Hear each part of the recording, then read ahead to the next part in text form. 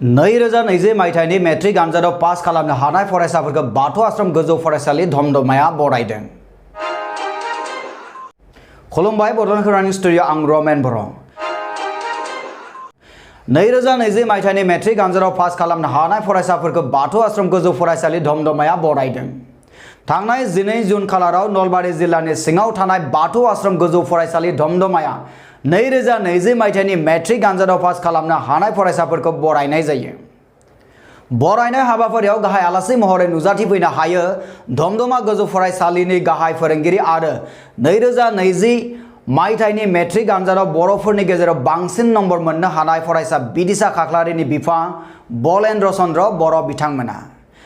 मख'नो गोनांदि धमधमा बाथौ आश्रम गोजौ फरायसालिनि नेपसुन बर'आ 93.5 जौखोन्दो लानानै धमधमा ओनसोलनि मादावनो बांसिन नम्बर मोननो हायो। नेपसुन बर' एसे मोजांबो एसे गाज्रिबो 50-50 आरो। फरायसा नेपसुन बर'आ बर' आयदायाव खम नम्बर मोननायनि थाखाय दुखु खालामनायखौ फोरमायथियो। आচ্ছা माबाफोर दुखु थालांबाय नामा? दुखु माने बड'आव एसे दुखु थाबाय ओमफ्राय बाखि साबजेक्टआव एसे गोजोननायबो मोनदों। आচ্ছা बड'आव मानि थाखाय दुखु थाखो? बेसेबां मार्क मोन्दोंमोन? बड'आव आङो 84 मार्क मोन्दोंमोन। ओरैनोथ' 100%खौनो लिरदोंमोन नाथाय मार्कखौ एसे खम मोनबाय आसा खालामनायनिफ्राय। ओरैहाय बे फरायसालिनि गोरायुं बिनय कुमार कसारी बिथाङा फोरमायथिनाय बादिब्ला देग्लायनि आनजादनि फिथाइखौ लानानै बिथांनियाव फोरमायसहाय दाहा थालांदों। दिनै रिजाल्टनि बुब्लियाव आंहाबो एसे गोसोआव गोजोननो हायि दाहा थालांदों। मानो होनोब्ला जिथु बड' एमआइएल बे बड' एमआइएलआव थांनाय बोसोराव 95 मोन्दोंमोन हाइस्ट, बिनो 92, 93 ओरैबायदि 13सा फरायसानि मादाव 9 जनानो लेटार मोन्दोंमोन बड'आव। नाथाय बे खेबाव जोंहा 14 जन फरायसाया आनजाद होदोंमोन, बिनि 6 जन फरायसाया बड' लेटार मोननो हादों। बेयाव दुखु थालांदों।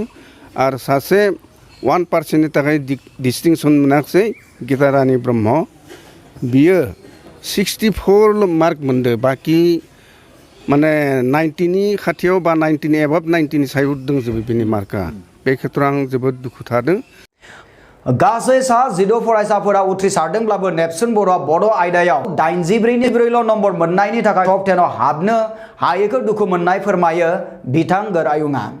आरो जोंनि रिजाल्टआ बड'आव जुदि मार्कआ मोजां जानायमोनबा आरो गोबां मोजां जाबावगोन होनना सानदोंमोन आं। आरो बिदिनो हयथ' नेपसुना बड'आव मोजां नम्बर मोननायमोनबा हयथ' माने जिथु टप रेंकनि लास्ट रेंकआव हाबगोन होनना आं एसे आसा खालामदोंमोन। बे फरायसालिनिनो 86.33 जौखोन्दो मोननो हानाय फरायसा हिरक ज्योति स्वर्गियारिया बर' आयदायाव मोननाय नम्बरखौ लानानै गोजोननाय मोनैखौ फोरमायथिदों। आंनि पार्सेन्टआ 86.33 जादों। आं एसे बड'आव खम मोनदों, गासिबो लेटार मोनदों नाथाय बड'आव एसे खम मोनदों। 77 मोनदों। आं 90+ जागोन आखा खालामदोंमोन नाथाय खम मोनदों आरो। बेनिख्रुइ बांसिन नम्बर आखा खालामदोंमोन नामा? खालामदोंमोन सार, आरो बड'आव एसे खम मोनदों, 77ल' मोनदों। बेनि थाखाय आं एसे दुखु मोनदों आरो। नेपसुन बर'नि जोनोमगिरि बिफा हेमेन बर' बिथाङा बाथौ आश्रम फरायसालि धमधमानिफ्राय गोबां फरायसाफोरनि मोजां फिथाइ आसा थिनायखौ बर' आयदानि नम्बरा होबथानायखौ नुनो मोन्दों होननानै बिथाङा फोरमायथियो। दिनैनि नैबे बुब्लियाव नोंथाङा मा फोरमायगोन जोंनि बड'लेण्ड खौरांनि नायगिरि? नोंथांमोनखौ बरायबाय। जायखिजाया दिनैनि बुब्लियाव धमधमा बाथौ आश्रम हाइ स्कुलनि जा रिजाल्ट, बे रिजाल्टआ गोजोनथावखौनो होननांगोन। थेवबो बेनि गेजेरावनो माखासे आफस'स बा मोनसे दाहा फोरोंगिरिफोरनि गेजेराव आरो फरायसाफोरनि गेजेराव थालांनायखौ नुबाय। आरो आं नेपसुन बर'नि बिफा हिसाबै आंबो एसे गोसो सिङाव एसे दुखु माने फिल खालामो। मानोना नैबे बाथौ आश्रम हाइ स्कुल धमधमा बाव नैबे बाराव जोबोद मोजां रिजाल्ट नैबे बेट्सनिफ्राय आसा खालामनाय जादोंमोन। स्रोदैब्लाबो माने आसामनि टप 10नि मादाव मोनसे जायखिजाया मोनसे मासिखौ आसा खालामनाय जादोंमोन, नाथाय बेखौ मोनस्लाबनो हानाय जायाखिसै। बेनि गेजेराव नुबाय माखासे फरायसाफ्रा जि पार्सेन्टेज केरि खालामदो, बे पार्सेन्टेजाव हेम्पार हिसाबै बा बाधाया बड' एमाइल साबजेक्टनिफ्राय फैनायखौ नुदो गोरलैसिन आयदा बर' MIL आव रुजुनायाव आसा थिजायै खम नम्बर मोननायखौ बिथाङा गोजोनथावना नङा होननानै रोखा फोरमायथियो। माखासे फरायसाफोरा जेरै नेपसुना जेनेबा गुबुन गुबुन साबजेक्टफोराव माने हमनानै ला मेथ्सआव 97 जुदियोबा 100 एक्सपेक्ट खालामदोंमोन हयथ' बहाबा गोरोन्थि जाबाय बेखौ एक्सेप्ट खालामबाय जोङो 97 माबायाव एडभान्स मेथ्सआव 97 बा बिदिनो 95 96 बेबायदि मार्क्स गुबुन साबजेक्टफ्राव दङ नाथाय आनफर्चुनेटलि बड' एमाइलनि जिथु मार्क बे माखासे साबजेक्टफोरनि कम्पेरिजनाव बहुत ल' बिल' 90 बे एसे दुखुनांथाव जादों नोंथांमोना नैबे हिरक ज्योति स्वर्गियारिनि बाथ्रानिफ्राय नोंथांमोना मिथिबाय बेबो गुबुन गासिबो साबजेक्टआवनो लेटार नाथाय डिस्टिंक्सन मोननाय फरायसा नाथाय दुखुनांथाव बाथ्राया जाबाय बर' एमाइल जायखौ गोरलैसिन साबजेक्ट होननानै जों साननाय जायो बे साबजेक्टआव बिल' 80 थामहिनबा 77 आरोबाव दुखुनांथाव बाथ्रा सासे फरायसा बे गीता रानी ब्रह्म दुखुनांथावै माने 3 नम्बरनि थाखाय बेयो बे अनजालि फरायसुलिया माने डिस्टिंक्सन मोननो हायाखै जाहोना जाबाय बड' माने गुबुन गासिबो साबजेक्टआवनो लेटार नाथाय बड'आव खोब मोनसे माने आनएक्सपेक्टेड मार्क बे अनलि 64 माने गुबुन दस्रा साबजेक्टफ्राव 90 अबाव 85 बेबायदि माखासे मार्क्स मोजां मार्क सेटिसफेक्टरि मार्क जों बुंनो हागोन नाथाय बे माखासे साबजेक्टफोरनि कम्पेरिजनाव बे नैबे बड' एमाइलनि जिथु मार्क्स बे इट्स नट सेटिसफेक्टरि एट अल 84.33 जौखोन्दो लानानै उथ्रिसारनो हानाय फरायसा गीता रानी ब्रह्मआबो 4 नम्बरनि थाखाय डिस्टिंक्सन मोननायनिफ्राय गोजानाव थानो गोनां जायो जाहोना बेनोदि गीता रानी ब्रह्मआ बर' एमाइल आयदायाव गुबुन आयदानिख्रुइ जोबोद खम थामहिनबा 63ल' नम्बर मोननो हायो। टटेल बेसेबां मार्क्स मोननाय 501 थ' नों डिस्टिंक्सन मोननो थाखाय बेसेबां मार्क नांगौ 4 आच्छा 4 मार्कखौ नों मोनासै जे नोङो बड'आव बेसेबां मोनखो 63ल' मोनबाय ना अब्ला 63 जिथु मार्क मोनबाय बेनो जाबाय लवेस्ट मार्क अब्ला मा बुंगोन दा बड'आव आङो 90 आखा खालामदोंमोन नाथाय 63ल'सो फैबाय आच्छा लिरनाया बेसेबां लिरदोंमोन जे बेवहायथ' जोंना 100नि मार्क्स फैयोमोन ना 95नि लिरदोंमोन 95नि लिरदोंमोन बे फरायसालिनि गोरायुं बिथाङा बर' आयदानि फिननाय बहिखौ इभालुएसन खालामनायनि सायाव बेबायदिहाय बुंथिया बिथाङा बुंथिनाय बादिब्ला बर' आयदानि फिननाय बहिफोरखौ नायनाय समाव लकडाउननि सम जानायलाय बहि नायगिरि बिथांमोननि जानो हागौ एसे गोरोन्थिफोर जाफ्लांलांदों। आच्छा सार नोंथां जे बेवहाय जों नुनो मोनबाय बर'आव जोंना मार्क्सआ जोबोद खम फैदों दा जों बुंनो हाला जे बे सोरनि गोरोन्थि बे नायग्रानि गोरोन्थि ना बे फरायसानि गोरोन्थि ना बले फोरोंगिरिनि गोरोन्थि बेखौ जों बुंनो नागिराखै नाथाय नोंथाङा मोनसे बड'लेण्ड खौरांनि नायगिरि बिथांमोना मा बुंगोन जे जाय बिथांमोना बर'नि जिथु साबजेक्टखौ इभालुएसन खालामो अब्ला बे इभालुएसन खालामनायनि बेलायाव नोंथाङा माबाफोर बुंगोन नामा आच्छा बड'लेण्ड खौरांनिफ्राय फैनानै जोंनियाव जिखिनि सुलु लानांगौ बेखिनि लानायाव आं जोबोद गोजोनदों दा बेहाय बड'नि मार्क्सनि बेलायाव आं थारमाने दा फोरोंगिरिफोरखौ जोङो बेरेखा सानाखै मानो होनोब्ला बे फोरोंगिरियानो सोलोंहोनानै फोरोंहोनानै थांनाय बोसोराव 95 हाइस्ट मार्क मोनदों 92 मोनदों 91 90 बेफोरबायदि मार्क मोनदों आरो 9 जना लेटार मोनदों देग्लायथ' लेटाराबो खम जादों बे बेलायाव हयथ' नायनायनि बेलायावबो लकडाउननि थाखाय एसे माबाफोर गोरोन्थिबो थालांनो हायो बेनि जाहोनखौ दासिमबो हमदांनो हायैलाय बिथां गोरायुंआ फरायसाफोरखौ बहि कल खालामनो थाखाय बिथोन होदों होननानैबो बिथाङा फोरमायबावो जों दा बेनि जाहोनखौ जोङो दाबो सानस'ना मोनाखै मानि थाखाय जालांखौ बेखौ बेखायनो खायसे फरायसाफोरखौ जोङो थारमाने बहि कल खालामनो थाखाय मार्कखौ नायफिननो थाखाय जों बिसोरखौ बिथोन होदों गार्जेनफोरखौ आरो फरायसाफोरखौबो जों बिथोन होदों आरो बिनि थाखाय जिहेतु रिजाल्टआ ओंखारबाय थेवब्लाबो माने जों गोजोननांसिगोन आरो जिखिनि रिजाल्ट जाबाय बिनि सायाव जों गोजोननांसिगोन आरो दा बे बेलायाव गुबुन फरायसालिनिफ्रायबो रिपर्ट फैदों जे बड' साबजेक्टआव खम नम्बर मोननानै खायसे डिस्टिंसन मोनाखै बा फार्स्ट मोनाखै बेफोरबायदि खोथाखौ आंनिसिम थारमाने जोंहा जथाय आफादनि नेहाथारियाबो गावसोरनि फरायसालिबो बेफोरबायदि जानाय खोथाखौ आंनो खोन्थाहरदों आरो बर'नि फिननाय बहि नायग्रा बिथांमोननि नम्बर होनो गोब्राब मोननाय होननानै बुंनो नागिराखैब्लाबो फरायसानि बिगोमा हेमेन बर' बिथाङा बहि नायनायनि बेलायाव फरायसाफोरनो नम्बर होनायफोरा इनजास्टिस जादों होननानै बुंथिया। नोंथाङा बुंनो सानो नामा जे जोंनि बर' जिथु साबजेक्ट इभालुएसन खालामग्रा सार बिथांमोना जे मार्कखौ होनो तान मोनो नामा? नोंथाङा बेबायदि बुंनो गोसो जायो नामा? तान मोनो होननानैथ' आं बुंनो लुबैया खिन्थु बे इभालुएसना एसे इनजास्टिस जानाय बायदि आं फिल खालामो खारन सासे फरायसाया लिरनायनि स्टाइलनिफ्राय एग्जामिनारा एटलिस्ट बेखिनिखौ बुजिनांगो बे गथ'आ बेसेबांखिनि माने मार्क केरि खालामथावथाव बा दस्रा साबजेक्टफ्राव बेनि एक्सपेक्टेशन्सफ्रा माबायदि जानो हागौ बे गासै माबाखौ मोनसे थाल लाखिनानै जुदि मार्क होयोबा गथ'फ्रा हयथ' दिनै सेटिसफाइड जागौमोन। जोंनि खौरांगिरिया फरायसाफोरखौ इयुनाव मा जागोन होननानै सोंथि सोंनायाव बेबायदिहाय बुंथियो फरायसाफोरा। आं पलिटिशियान जानो लुगैदों आरो MLA बायदि जानो लुगैयो आरो सार। MLA बायदि नों दा बबे कलेजाव लानो सानदों? दा कलेजाथ' फिक्स जाथ'वाखै ओरैनो आनन्दआव लानो हानाय। आच्छा बिनन्द हाग्रारि नों बेसेबां मोनदों पार्सेन्ट? 81% मोनदों। आच्छा मा जानो नागिरदों इयुनाव? आं सासे सफ्टवेयर इन्जिनियार जानो लुबैदों। आच्छा नोंनि जिथु बे साक्सेस जाना 81% मोननायनि जिथु क्रेडिटखौ मानखौ सोरनो होनो नागिरगोन? आंनि क्रेडिटखौ फोरोंगिरिफोरनि आरो इनसे गेदेर जानि पेरेन्टस होनो लुबैदों। आच्छा नोंनि साननाया जाफुंथों सासे मोजां पलिटिशियान जोंनि बर'नि थाखाय मोजां खामानि मावग्रा पलिटिशियान जागोनखौ जोङो मिजिंथिबाय। बे बुब्लियावनो बाथौ आश्रम गोजौ फरायसालिनि धमधमानि गाहाय खोलोबनि लेङाइ गोरायुं राजु बसुमतारी बिथाङाबो बर' आयदायाव फरायसाफोरनि खम नम्बर मोननायखौ दुखु मोननाय फोरमायदों। नोंथाङा मा साबजेक्ट फोरोङो?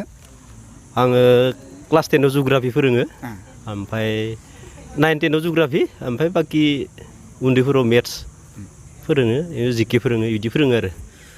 देग्लायनि 2020 मायथाइनि जिथु मेट्रिक आनजाद बेयाव नोंथांमोननिफ्राय मोजाङैनो पास खालामदों दा बेनि बेलायाव नोंथाङा माबाफोर माने स्टेटमेन्ट होगोन नामा?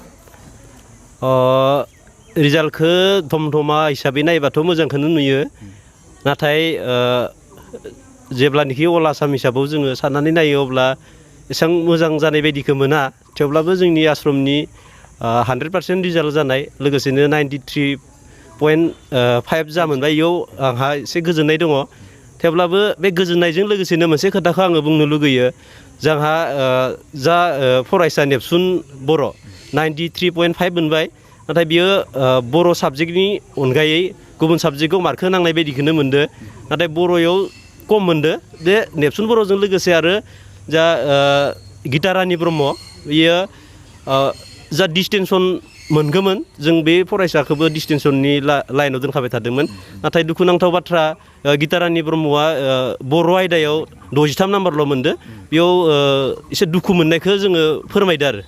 देग्लायनि कमल कुमार ब्रह्म देरहासार बान्थानि टप 10 फारिलाइयाव बे फरायसालिनिनो नेपसुन बर'आ 4थि जायगाखौ मोननो हादों होननानै बिथां बसुमतारिया मिथिनो होदों।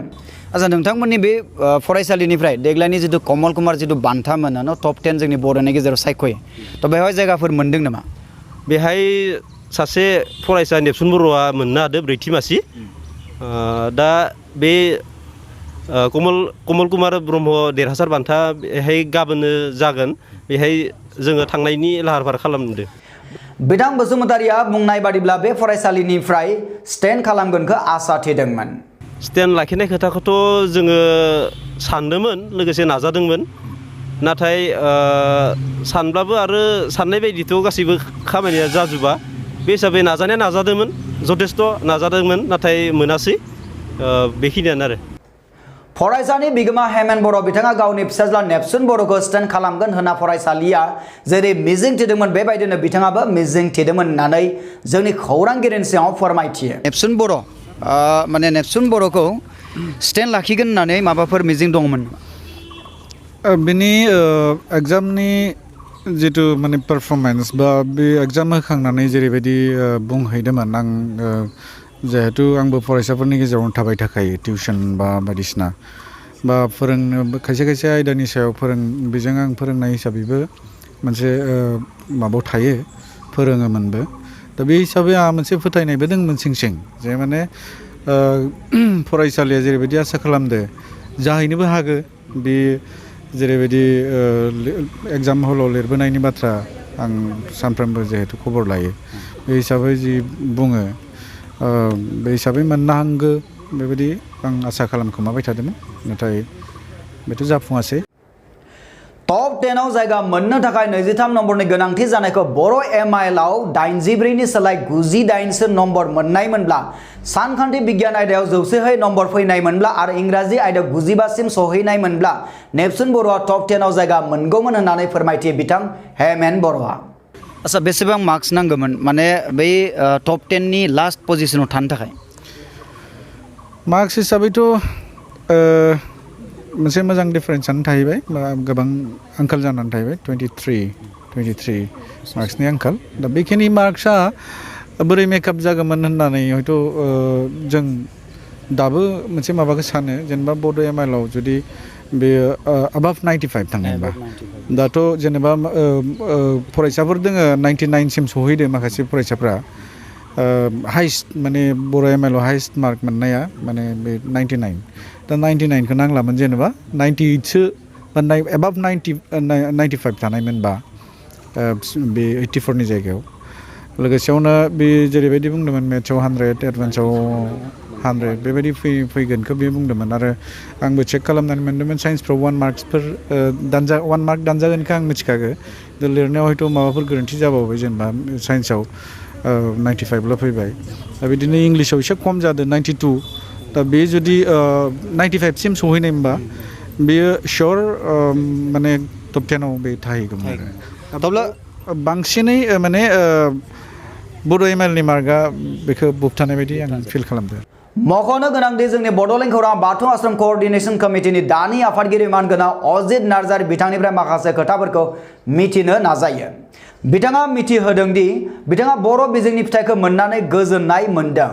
जों लोगोसे बे समाव दङ धमधमा बाथौ आश्रम गोजौ फरायसालिनि सामलाय आफादनि बिथाङा सासे नेहाथारि आरो लोगोसे बिथाङा जाबाय बे आसामाव थानाय बाथौ आश्रमफोरनि जथाय आफाद जितु क'अर्डिनेशन कमिटि होननानै बुङो बेनि बिथाङा दा गोदानै सायख'जानाय सासे आफादगिरि थ' एज ए आफादगिरि हिसाबै जों बिथांनिफ्राय मोन्थिनो नागिरगोन देग्लायनि रिजाल्टनि सोमोन्दै नोंथाङा मा बुंगोन?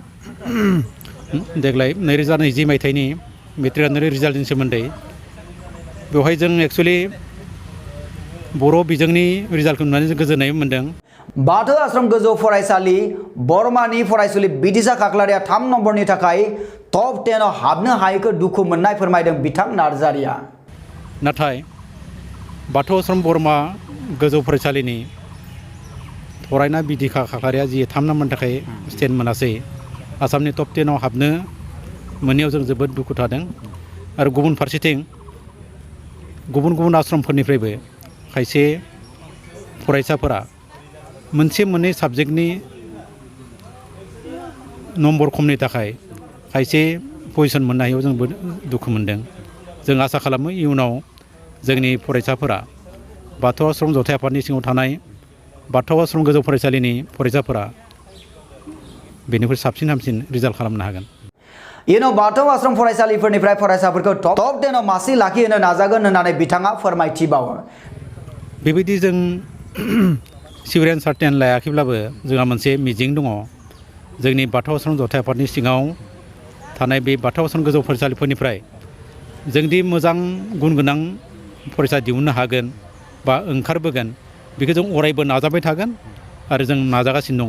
देग्लायनि 2020 इंनि मेट्रिक आरो हाई माद्रासानि फिथाइ रुजुनायाव बर' बिजोंनि फरायसाफोरा गोजौ मान थाखोआव दङ होननानै फोरमायथिदों बिथां नार्जारिया। बेथ' थारैनो नंखागौ। जों बाथौ आश्रम जथाय आफादा जोंनि फरायसाफोरखौ गोरों खालामनो थाखाय जों गुबुन जों आनजाद लायो जेरै जों जथाय आफादनि सिङाव जों हारोंथाइ आनजाद खुङो बेबायदिनो गुबुन काउन्सिलिं होयो बेबायदिनो गुबुन गुबुन जों सेमिनार खुङो जों आसा खालामो जों हाइ माद्रासानिखौ जों सायाव दङ आरो इयुनाव जों आसामनि गेजेरावबो बे जायगाखौ लाखिनो हागोन दा सम सफैबाय बड'लेण्ड खौरांनि गासै नायगिरि नोंथांमोननिफ्राय बिदाय लानायनि बड'लेण्ड खौरांनि गासै नायगिरि नोंथांमोननिसिम अननाय मोजां मोननाय सिबिनायखौ बावहरफिनबाय आरो दिनैनि रादायखौ एसेबां फोजोबनाय जाबाय गोजोन्थों।